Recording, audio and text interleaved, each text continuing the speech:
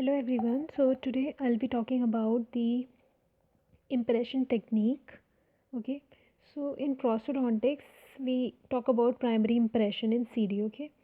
तो अब इसमें क्वेश्चन जो आ सकता है, you can get a short note or you can get a question to write upon the theories of impression making, and you can be asked about to tell about the selective pressure technique. So here I am with this video where I'll be explaining this to you. So what is an impression? See, impression is basically a negative likeness or copy in reverse of the surface of an object. ठीक है, तो basically होता क्या है, impression basically एक negative होता है. Negative जो कॉपी करता है किसको, कोई सी सरफेस और ऑब्जेक्ट को जिसका हम इम्प्रेशन ले रहे हैं. ठीक है, तो it is an imprint of the teeth. Teeth का इम्प्रिंट लेते हैं जिसमें टीथ का इम्प्रिंट आ जाता है एंड एडजेसेंट स्ट्रक्चर जो हम यूज़ करते हैं डेंटिस्ट्री में. ठीक है, तो जैसे कि टीथ का इम्प्रिंट आ गया, गम्स और जो बाकी एल्विलर रिज है उसका इम्प्रेशन जो हमें मिलता है we call it as impression. ठीक है, जो हमें नेगेटिव रेप्लिका जो हमें मिलता है, नेगेटिव लाइकनेस और कॉपी, उसको हम बोलते हैं impression. Okay, so this definition you have to by heart. This is given by GPT-8. ठीक है, next what is a primary impression? See, primary impression is basically made to so that we can make a custom tray out of it. So primary impression is a negative likeness made for the purpose of diagnosis, treatment planning और fabrication of tray. ठीक है, तो ये होती है हमारी primary impression की definition. This is also given by GPT-8. You have to learn it.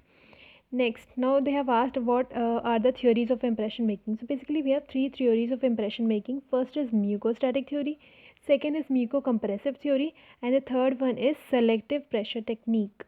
Okay, now see here, mucostatic theory, it is also called as passive और नॉन प्रेशर और मिनिमल प्रेशर इम्प्रेशन टेक्निक. मतलब हम इसमें pressure बिल्कुल भी नहीं लगाते हैं. ठीक है, इसलिए हमने इसको बोला है म्यूकोस्टैटिक या फिर पैसिव थ्योरी. ठीक है, दूसरी होती है हमारी टेक्निक, वो होती है म्यूको कंप्रेसिव या जिसे हम प्रेशर इंप्रेशन टेक्निक भी बोलते हैं. म्यूको कंप्रेसिव मतलब हम कंप्रेस करते हैं टिश्यूज़ को, म्यूकोसा को कंप्रेस कर रहे हैं, राइट. इसका मतलब हम उस पर प्रेशर लगा रहे हैं. ठीक है, थर्ड जो आती है हमारी वो होती है selective pressure technique. Selective pressure मतलब हम सेलेक्टिव प्रेशर लगा रहे हैं. ठीक है, now let us see what is selective pressure technique. मतलब जो हमारी ये दो थ्योरीज थी ना, म्यूकोस्टैटिक और म्यूकोकम्प्रेसिव, में डिसएडवांटेजेस थे. That's why came the selective pressure technique which is very much in use nowadays. So let's see what it is. Selective pressure technique basically होता क्या है, ये कंबाइन करता है प्रिंसिपल्स को म्यूकोस्टैटिक एंड म्यूकोकम्प्रेसिव के. ठीक है, तो इसमें क्या होता है, ये फोर्स लगाता भी है और नहीं भी. How? See, pressure is applied selectively on areas which are capable of resisting stress. मतलब स्ट्रेस बेयरिंग एरियाज में ये स्ट्रेस लगाता है and reduces from areas incapable of tolerating stress. Stress relief area को ये रिलीव करता है, राइट. तो ये सिर्फ प्रेशर उन्हीं एरियाज में लगाता है जो स्ट्रेस बेयरिंग एरियाज होते हैं और प्रेशर नहीं लगाता कि इनमें रिलीफिंग एरियाज में.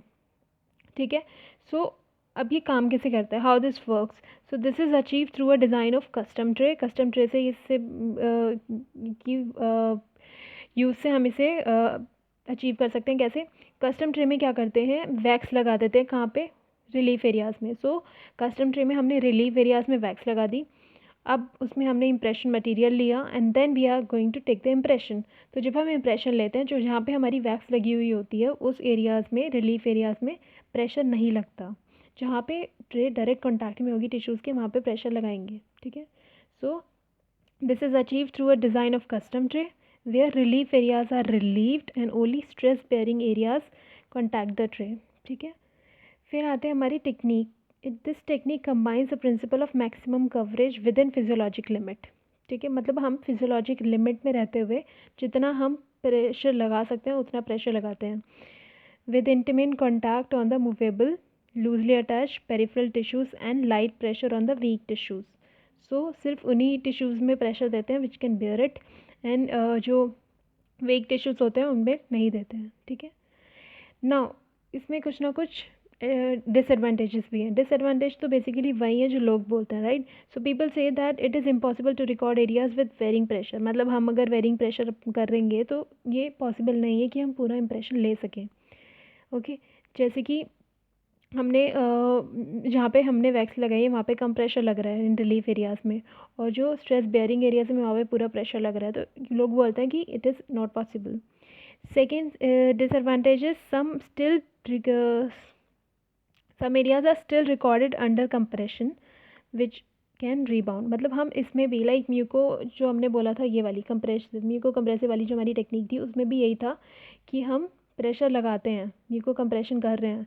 लेकिन ये हमारी थ्योरी डिस्कार्ड इसलिए हुई थी क्योंकि जो टिश्यूज़ होते हैं वो रीबाउंड कर जाते हैं.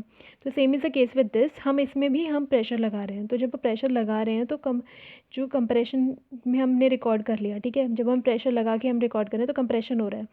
जब हम ट्रे को हटाएंगे तो वो जो टिश्यूज़ हैं वो रीबाउंड करेंगे, तो वापस से अपनी पोजीशन में आ जाएंगे. तो इसका मतलब हमने जो लगाया है वहाँ पे हम ना कुछ नुकसान कर रहे हैं टिश्यूज़ को, क्योंकि हम उन्हें रिकॉर्ड करें किस में, इन कंप्रेशन स्टेट में. सो ये हमारे दो डिसएडवांटेजेस हैं इस थ्योरी के.